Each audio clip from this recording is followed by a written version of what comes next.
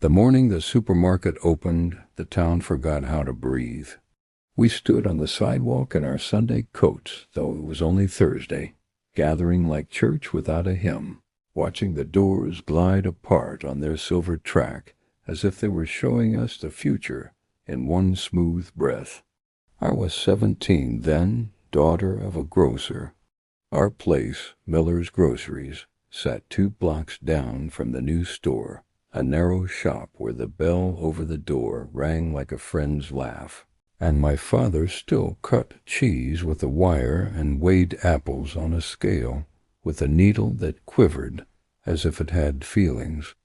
We kept a running tab for half the town, wrote it in a ledger with pencil smudges and coffee stains. If you were short 1 week, Dad would say, "Pay me when the weather turns polite," and he meant it. But that morning, people who'd never been early to anything arrived before the ribbon. A brass band from the high school tuned itself into courage. The mayor pinned a smile to his face and shook the hand of a man from the chain's home office, a fellow in a hat sharp enough to shave with.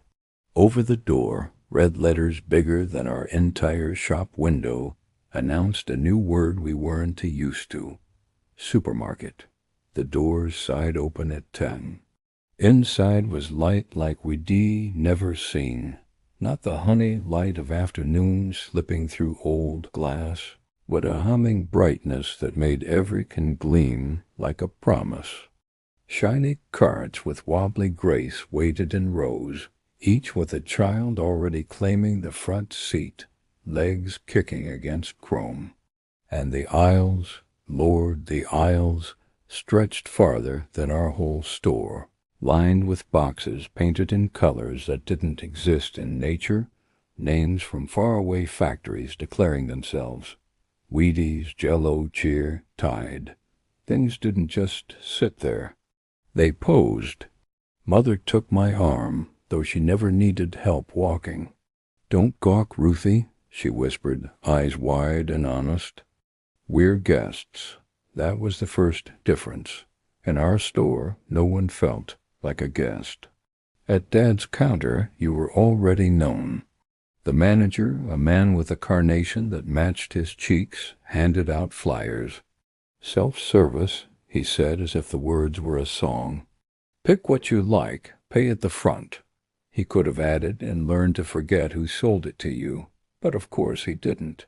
Instead, he thanked everyone for coming to the most modern shopping experience in Ohio, and the band wheezed into a march while the first cart rolled forward like a christening. I watched Mrs. Peterson, who haggled with my father over peaches since the summer I turned 10, glide past in a cart with a squeak that sounded like a bird trapped in a chimney. She didn't look at me. She didn't look at anyone. Her eyes were on the labels, the clean geometry of the shelves, the price cards like little flat soldiers standing at attention. In our store, prices lived in my father's head, bending kindly when they had to. Here they were bold and printed, and I had the sudden thought that printed things rarely change their minds. I took a cart because everyone else did, because sometimes the river decides your direction. Mother touched cans the way she used to touch bolts of fabric at the dry goods store, curious, cautious, a little sad. "Imagine," she murmured, picking up a tin of pineapple, buying summer in January. The can was bright as a coin. It made me think of sailors and islands, and a world that might not need our ledger any more. Halfway down aisle 3, I met the competition I didn't know I had. A young woman in a starched apron named Louise, who stacked boxes with the precision of a bricklayer and the smile of someone paid by the inch. She said, "Welcome," like a bell. I said, "Thank you," like a secret. We were both the same age, only she was learning a new language, and I was still thinking in the old one. "First time?" she asked. "Yes, you'll get used to it," she said. Everyone does. That sounded less like a promise and more like a warning, but she meant it kindly, so I tucked it into my pocket and kept moving. At the end of the dairy case I saw Dad. He'd put on his best shirt and the tie that never learned to sit straight. He was standing in front of the refrigerator doors, real glass that didn't, tea fog, looking at milk lined up like Sunday school children. He didn't touch anything. He held his hat against his chest the way he did when the anthem played. "Looks fine," he said when he noticed me. "Clean, bright." His voice had the careful tone he used for cuts that needed stitches. "Folks'll like clean and bright." "We're fine," I said, too quickly. He nodded, but not to me. "Your mother here?" "Somewhere near the coffee. They got 50 brands of coffee," he said, almost smiling. A man could feel like a fool and a king at the same time. He wandered off and I followed at a distance, watching him try to look everywhere and nowhere at once. He stopped by a display of lemons piled into a pyramid taller than a child. In our shop, lemons came in wooden crates, and we handled each one like an egg. Here, they were architecture. At the checkout, we met Dad again. He had nothing in his hands. Mother put 2 tins and a box of soap flakes on the belt because not buying felt rude. The cashier tapped numbers into a machine that chimed and spooled paper like a magician's handkerchief. When she said the total, it sounded like a line in a play rather than a conversation. Outside, people talked louder than they needed to, the way they do when they're re-impressed and don't want anyone to accuse them of it. The band was packing up. A truck backed into the loading dock with the confidence of a man who plans to return. The sun had climbed high enough to bleach the shadow under the sign. Supermarket looked even bigger without its ribbon. We walked back to our store. The bell over our door gave us its familiar laugh. The air smelled like apples and floor polish and the box of cinnamon sticks that always made the whole place feel like late October. Dad turned the open sign because that was what he did at 11, no matter what the world invented. By noon, Mrs. Peterson appeared with a guilty face and a pound of ground chuck from the new place wrapped in paper that didn't look like paper. "Just to try," she said, though no one had asked. Dad smiled the way good men do, with his eyes first, his mouth second. "Tell me how it cooks," he said, handing her a lemon from our nut pyramid. After she left, my father leaned on the counter like it might lean back. "We'll be all right," he said, as if reassuring the scale, the cheese wire, the shelf of penny candy that had seen 3 generations of sticky hands. I wanted to believe him. I almost did, standing there in the gentle light that made the dust look like stars. But all afternoon our bell rang less. The street outside felt rerouted, like water learning a quicker path downhill. At closing, Dad locked the register and slipped the day's cash into a cloth envelope. It wasn't a sad amount, not yet. But when he handed me the ledger, I saw how much blank page still waited for names. "Ruthie," he said, lowering the lamps one by one until the store glowed like a nightlight. "Tomorrow we'll put the good peaches up front. People forgive a lot for a good peach." I nodded. Then I stepped out onto the sidewalk and looked toward the new brightness 2 blocks away. The supermarket buzzed even with its doors shut, as if it had swallowed part of the afternoon and was still chewing. That night, over stew and cornbread, Mother said, "Change has a way of moving in like a cousin. You can't stop it, but you can set a place for it." Dad smiled at that, but his hands kept folding the napkin until it was something smaller than it needed to be. I washed dishes and watched the street from the kitchen window.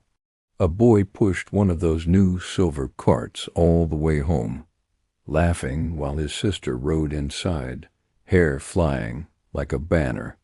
Their mother called after them to bring it back. They didn't.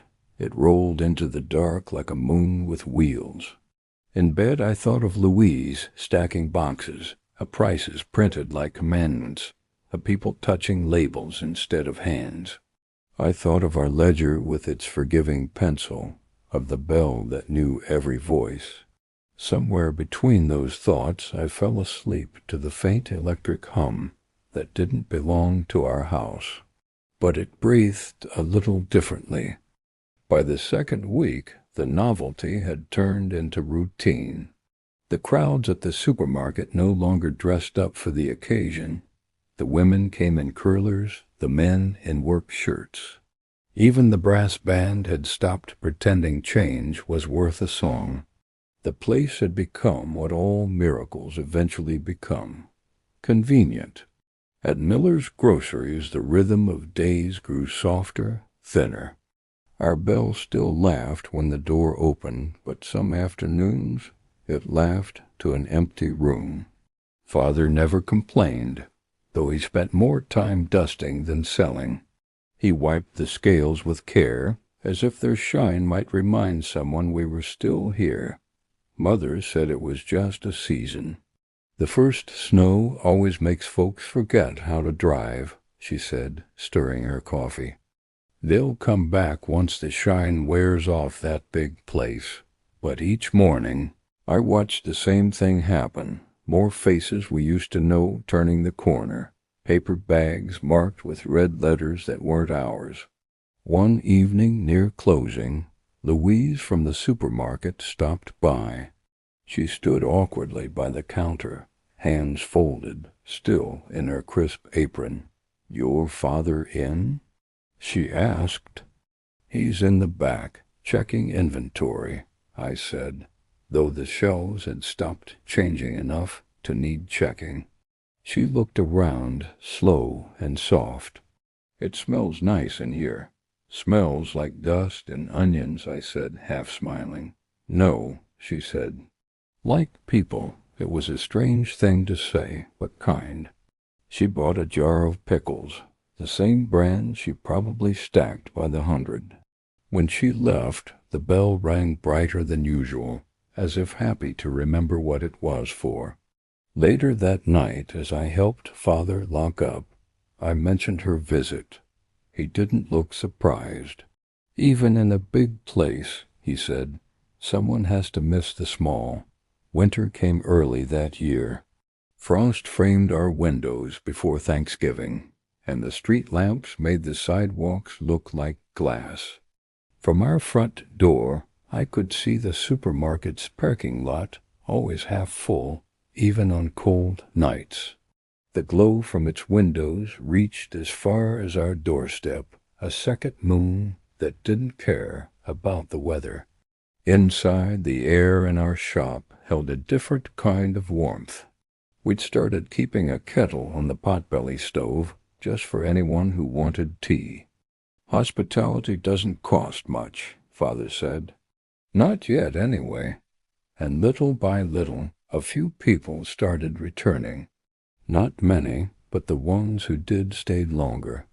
Mrs. Wilcox from Maple Street came for sugar and left with half an hour of talk about her son in the Navy. Old Mr. Jenkins dropped by for pipe tobacco. He didn't even smoke anymore, just to sit by the stove and thaw his hands. They'd tell Father the same thing in different ways. "The new place is fine, but it's too quiet." That surprised me. The supermarket never seemed quiet when you stood inside it. There were hums and clicks and the chatter of cash registers, a whole mechanical choir of progress. But I understood what they meant. It was a different kind of quiet, the kind that happens when nobody really sees each other. A week before Christmas, I walked over to the new store myself. I told Mother I was going to see the decorations. Inside, the aisles looked like rivers of tin and tinsel, shiny, endless, cold. Louise was there again, wearing a Santa hat that clashed with her apron. She smiled, but her eyes looked tired, like she'd been smiling since summer and couldn't stop now. "How's your store?" she asked. "Still open," I said. "That's something," she replied. She reached behind the counter and handed me a small box, a sample of new peppermint candies wrapped in stripes so bright they almost hurt to look at. "Take some for your father." They're giving them away. That was the difference. We used to say thank you for every sale. "Here," they said, "free." I walked home through the snow, the box tucked under my arm. Our windows glowed amber against the blue night, the light that only comes from a real flame. When I opened the door, the bell laughed, and the warmth wrapped around me like a coat that still fit. Dad was behind the counter, reading the ledger. Mother was filling jars with candy, the old-fashioned kind in glass instead of cardboard.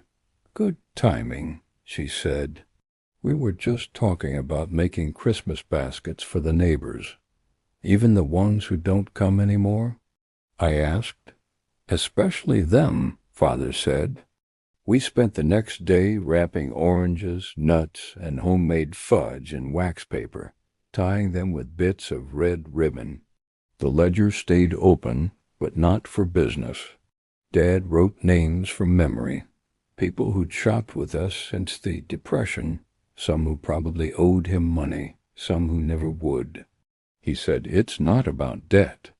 It's about remembering who you are when no one's watching." On Christmas Eve, he walked up and down the street with me, delivering each little basket.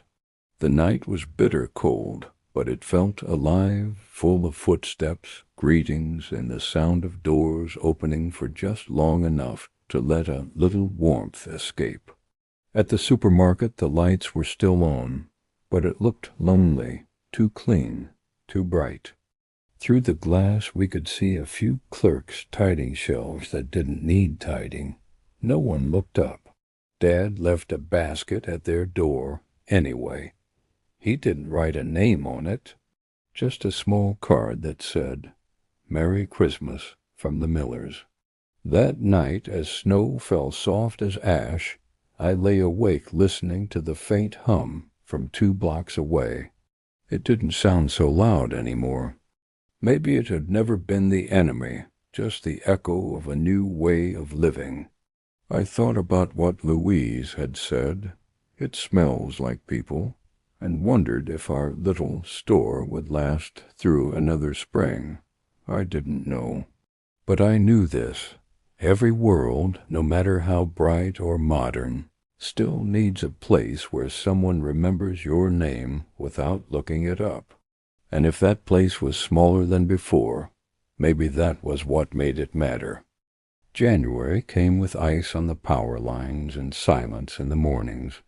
The radio said the highways were closed all the way to Pittsburgh, snowdrifts like walls, trucks stranded along the turnpike.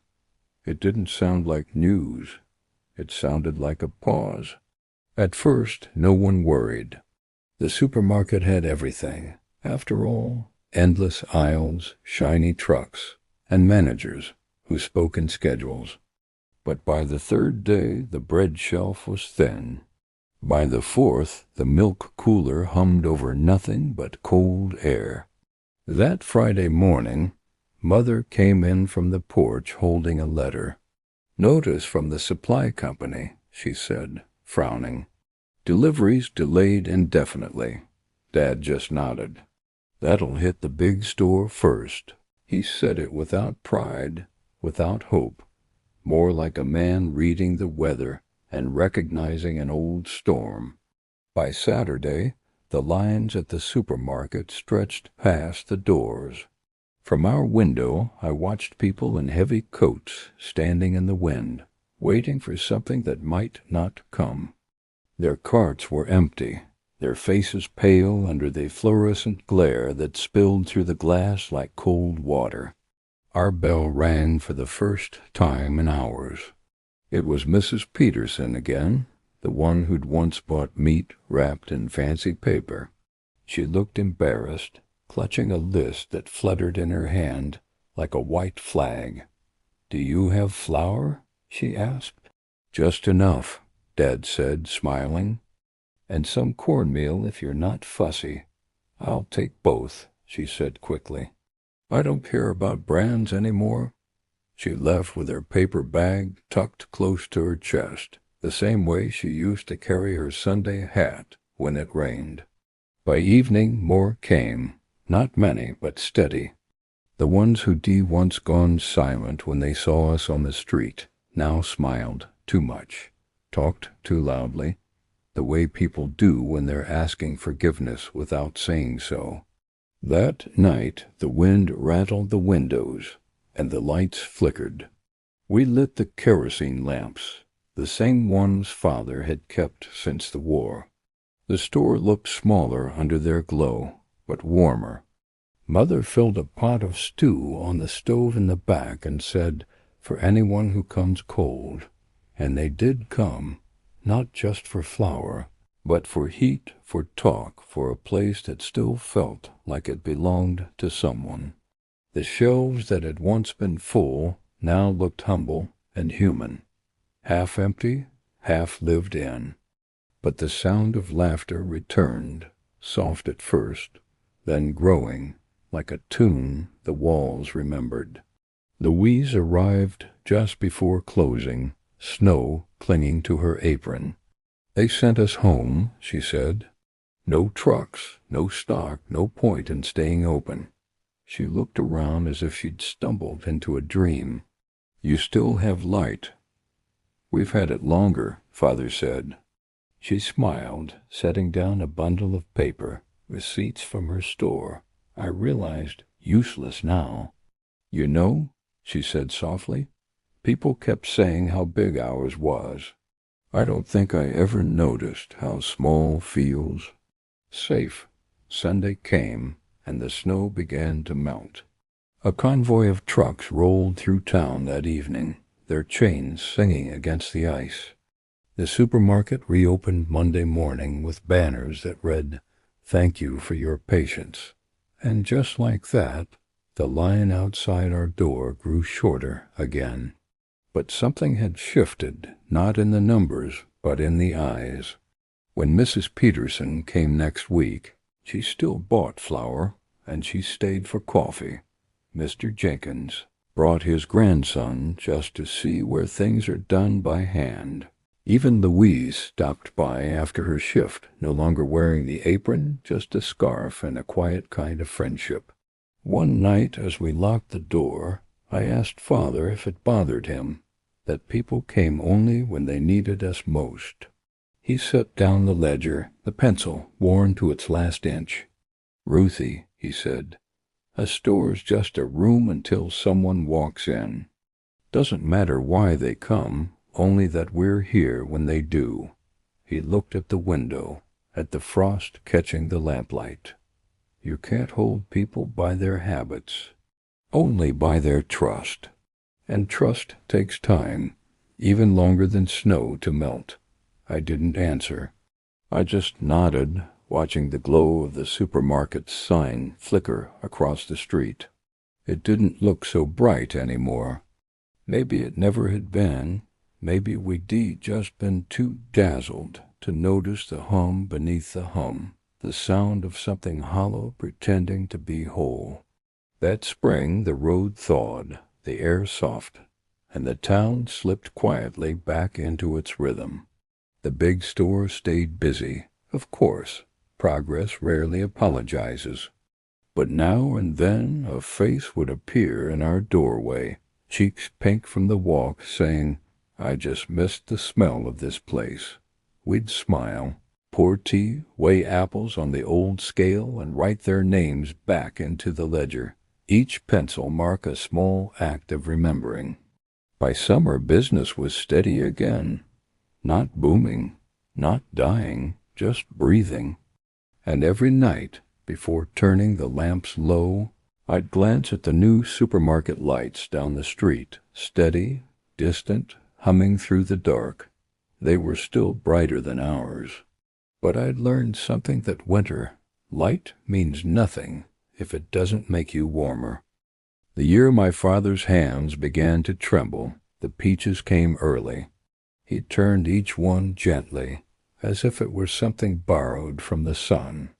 "Good peaches buy forgiveness," he'd say, "for being slow in a world that runs too fast." He still kept his ledger under the counter, pages thin, edges curled, names stacked like quiet prayers. When I once asked why he never got a cash register, he tapped the book and said, "Because this one remembers. That summer ended too soon." By August, he was in the hospital asking if the store was still open, if the bell still rang.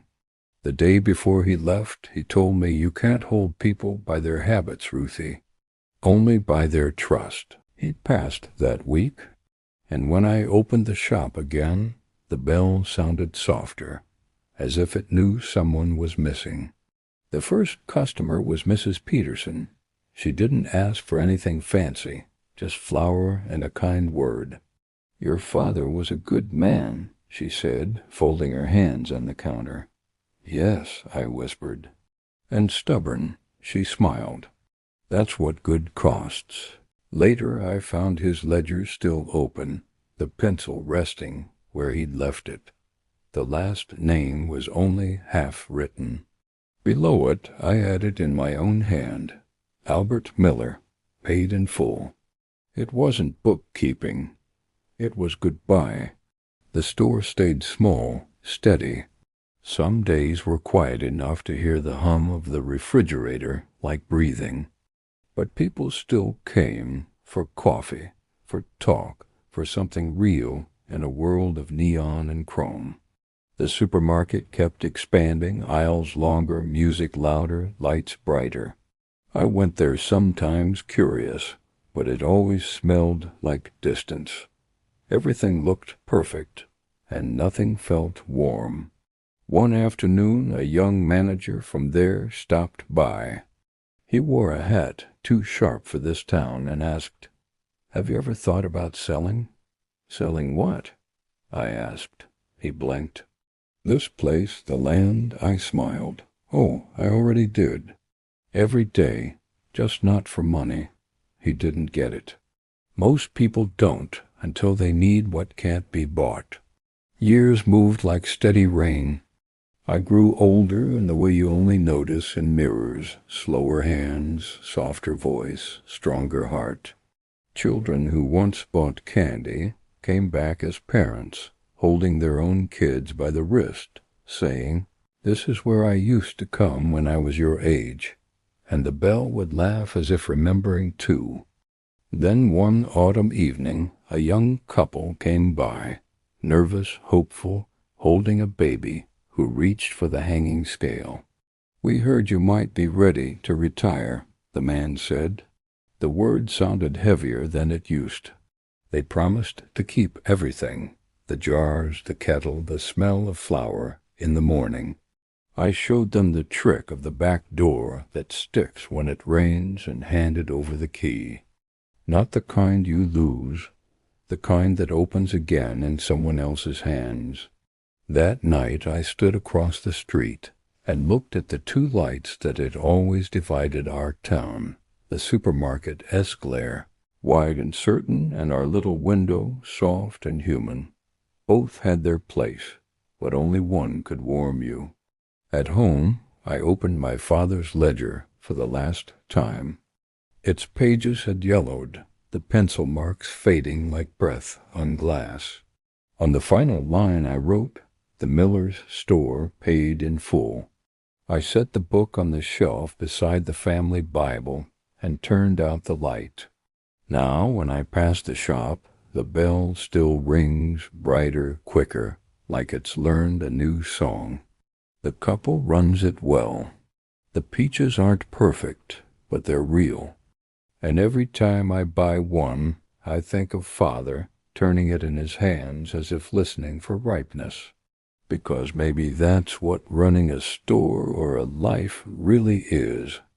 Learning how to listen for what's good, even when it's quiet. And maybe that's what he meant by trust, a small, steady light that never forgets your name. Before you go, if this story reminded you of a face, a place, or a time that once felt like home, take a moment and subscribe. Every story here is a piece of memory, a voice from the past, brought back to life so we can feel it again. Your like, your comment, your presence, they keep these memories alive. Because in the end, we're all just trying to remember what made us warm.